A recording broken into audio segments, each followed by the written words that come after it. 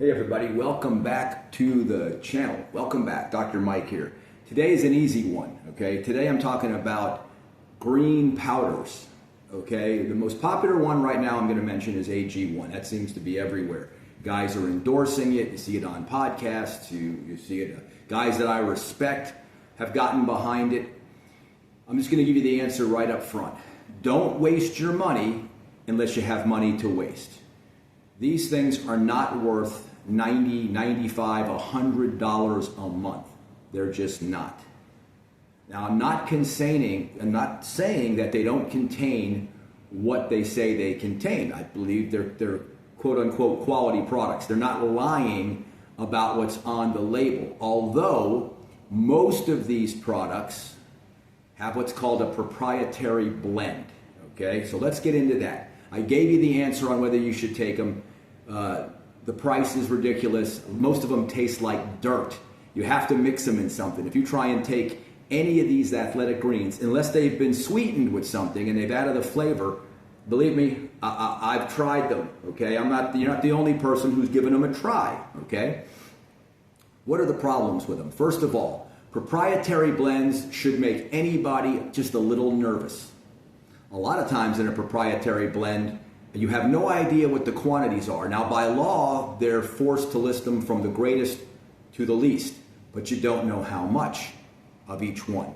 So it might be from the most to the least, but how many? 3 milligrams, 10 milligrams, 100 milligrams? You don't know if you're not getting enough of one and too much of another or any of those. Now, I know they talk about all the research they've done and they've been perfecting it over a decade or however long, all the different marketing things. Not worth the money. So first red flag on a product. First red flag is going to be the proprietary blend. When you see that, at least be a little suspicious. And I'm not telling you not to take the stuff. It's your money. If you want to pour it into Ag1 or any of the other greens, and there's a million of them, okay? Then you do that. It's your money. That's one of those things that I don't get involved in. You want to spend your money on these products, that is completely up to you. Okay, I am for not taking products off the market. So proprietary blend, number one. Number two, the problem you run into with some of these is something called pixie dusting. Now this is an industry term. It's been around for a long time. In fact, there was an entire movie, I can't remember the name of it, where a guy talked about how easy it was to do this. What is pixie dusting? Well, this is where they put in a proprietary blend and put only the minimum amount of the ingredients that's in the proprietary blend into their product. In other words, there's a proprietary blend and there's, say, 25 ingredients, and they're all good ingredients. The problem is, because you don't have the amounts, it contains a huge amount of one ingredient that's really cheap, and then tiny trace amounts of all the other ingredients. So they can put it on the label because it's in there, but you don't know the amounts, you don't know which one. Now pixie dusting is illegal. If you're doing something like pixie dusting, now that can also be done with vitamin and mineral supplements and other protein, any of them, where basically you lie on the label. It can be done both ways. Pixie dusting can be done where you say it contains, a gram of vitamin C, but it only contains a milligram of vitamin C. That's just a downright lie, but that's a form of pixie dusting. So I'm very concerned about the amounts that are in proprietary blends. There's no way for you to find out the amount of each ingredient. And of course they say it's because of a patent or they don't want anybody copying their compounds. I find that a little disingenuous. Okay, so proprietary blends, pixie dusting. Another problem is what's called the therapeutic dose or the curative dose. I got some notes here, but I don't even really need them. I've been talking about this stuff for so long. The therapeutic dose, let me give you the exact definition of the therapeutic dose or the curative dose. And this is off the internet. The quantity of any substance required to effect the cure of a disease or to correct the manifestations of a deficiency of a particular factor in the diet. In other words, how much of it do you need for it to work? What's the minimum amount? Let's take an example, aspirin.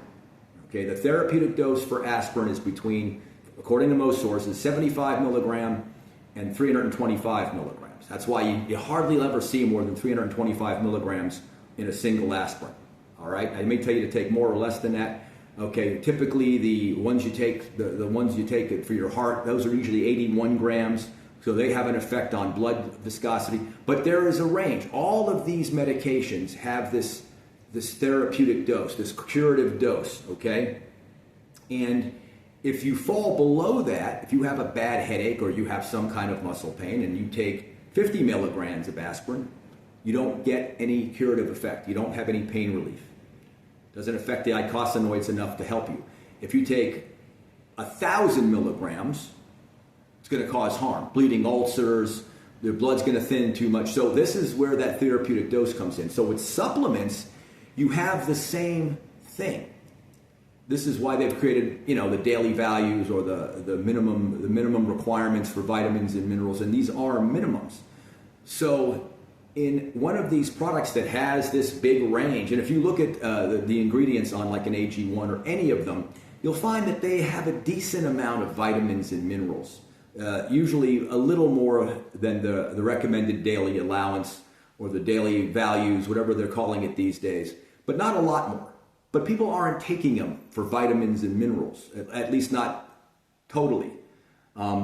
You get a much better array of nutrients, array of vitamins and minerals and some of the other things in a good multi, in a great multi from any of the bigger brands, any of the bigger names. I'm not plugging anybody, but there's a lot of them out there that have been around a while that have quality reputations you can search. So if you're fine spending $95 or $100 a month for a vitamin and mineral supplement, because that's basically what you're getting with these greens. Now again, it depends. Part of my problem is what they're charging. If they were charging you $20 for a 1 month supply and you wanted to use any of these green powders as an adjunct to your healthy diet, okay, it might be worth it. That might be something to talk about, but that's not. They're basically marketing these things to lazy people or people who don't eat vegetables and fruits. I'm one of them. I eat very, very little fruits and vegetables. So when I bought this, it seemed like a good idea. Like, I eat mostly meat. Maybe it's a good idea to take something that will replace the fruits and vegetables that I don't eat enough of. Then you come to realize there's no problem eating mostly meat. When you eat mostly meat, you don't have any of the deficiencies or any of the other problems you have when you're trying to process a bunch of processed food in your body, which strains the body. That's another conversation. So let's get back to it. Proprietary blends, red flag. Sometimes, okay? Pixie dusting.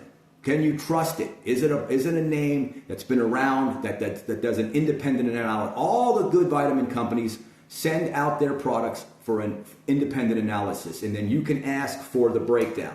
Hey, we sent this to an independent lab, they tested our product, and what we say is in there is in there. That's important. If they don't have that, again, kind of a red flag. The therapeutic dose. Is there enough in there to make a difference? For instance, I believe in Ag1 there's like 2 grams of fiber. Okay, now if you need fiber, if you're one of these people who loves their fiber, that's not a lot of fiber. You get a hell of a lot more fiber in just a simple apple. Any of your fruits and vegetables are going to contain more fiber than that. So there's not much fiber. There's a fiber as a consequence of the greens that are in there, but they're not adding extra fiber to it. So that's not really a good source for fiber. And since you don't know the amounts of the other products in there, how can you make an intelligent decision on whether or not this contains what you want? So therapeutic dose, that is very, very important. And that also goes hand in hand with the pixie dusting, where you don't really know unless they've got independent analysis. If 200 micrograms of chromium a day are needed for the glucose tolerance factor, and this supplement claims it's a great chromium supplement, but it's got 25 micrograms per serving per day, you're still deficient.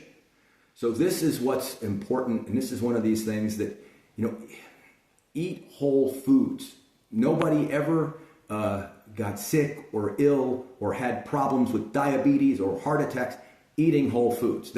Whole foods do not lead to degenerative diseases. And all of these diseases that we're fighting these days, from cancer to heart disease to stroke to diabetes to high blood pressure, these are lifetime type diseases that started when you were 16 years old or 10 years old, when you started drinking 3 sodas a day and living on Pop-Tarts. So you're not going to make up for that with a greens powder. If you're eating a cruddy diet, but you're taking a green powder to make up for it or sort of hedge your bets, it's not going to help you. Don't waste your money. If you're already eating super clean and you'd like to, hedge your bets a little, take something that maybe just gives you a little more of these things, and you don't mind spending $100 a month on some of them, knock yourself out. Free market. But just know what you're getting. I personally, and my visions on this have changed a lot. If you would ask me the same question maybe 10 years ago or 15 years ago, I might have been much more pro these types of powders. But the more you study them, the more you realize that they just don't contain enough of the things that make a difference. I'll give you a classic example. Years ago, I had a guy working for me who was big into the multi-level marketing scam of Klamath Falls algae. Okay, this was particular algae that came from this place, and I don't know if it was Alaska or Canada. Maybe some of you remember this. You put it down below. And I said, well, he was trying to get me on board for the multi-level marketing, and I had a hard rule in my office. No MLMs. They're scams. They're nonsense. But he was big into it, and I respected that. It was his life, okay? But he was trying to get me to sell it and sell it to patients. And I just said, no, none of them. And all of those multi-level marketing scams that were around in the 80s and 90s, they're all gone. You just don't see them anymore. Why? Because they didn't work. Things that work stick around. Well, I asked him, well, how much did he take of this a day? And it was like 3 capsules a day. And I'm like, 3 capsules a day? That's not enough to do anything. Oh, it's a superfood. They love to throw these types of words around. It's packed with vitamins. I said, my multi is 6 pills a day. So how could 3 pills of this algae have anywhere near what my multi has and in the numbers? And of course, you didn't really have a breakdown of the vitamins and minerals but you can absorb all of it. I can absorb all of my calcium in my supplement. It's calcium citrate. So they have great pitches. It sounds fantastic. It sounds like something you want to do. And as I said, if you've got money to burn, you want to try this for a month or two, you want to make other people a ton of money, absolutely. I'm not telling you that you can't spend your money any way you want. What I am telling you is you'd be far better off buying quality meat with that $100, buying real fruits and real vegetables. Listen, if you don't like to sit there and eat 10 servings a day of fruit, maybe you buy some fruit, you get a Vitamixer or any type of a mixer, you drop the fruit in there, you grind it up, you toss a little flaxseed oil in there, you toss a little protein powder in there, and you make those veggies or those fruits into a shake. You need the oil and the protein to slow absorption of the sugar in there. You don't want to hit yourself too much, but if you're one of these people that you really want to get those fruits and vegetables every day, you can turn them into a smoothie and do it that way. It's easier to drink stuff than it is to eat it. You can do it on the way to work. So there's my answer. If you have money to burn, if you have money to waste, any of these green powders, they're pretty much the same. Maybe they're good for getting some of your vitamins and minerals. Maybe they're good for getting some antioxidants in your diet, but they're not a superfood. They're not going to change your life. Change your diet. That'll change your life. Okay. I told you this was going to be an easy one. It actually went a little longer than I thought it was because I thought I was just going to hammer this stuff and leave. But I wanted you to understand what the red flags are and ask yourself, hey, what's in this? And is there enough of it to make a difference? That matters. All right. I'll see you guys on the next one. And I'm just going to